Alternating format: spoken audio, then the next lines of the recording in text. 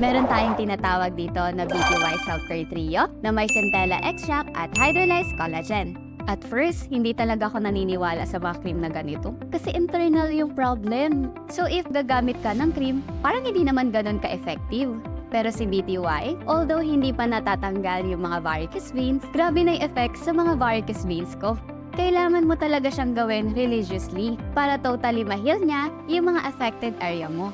So una kong napansin kay BTY Self-Care Trio is meron siyang cooling effect, tapos nakakalma niya talaga yung pamamaga ng varicose veins ko. So ipapakita ko sa inyo yung before para makita ninyo na galit talaga yung mga ugat ko dyan. Tapos ipapakita ko naman yung after 3 weeks para makita nyo naman na kumalma na yung varicose veins ko. Tapos after 3 months, ganito na yung effect sa akin. Nagfe-fade na talaga siya. So si BTY ay all natural, meron din siyang mga high quality ingredient na makakatulong sa other skin problems natin.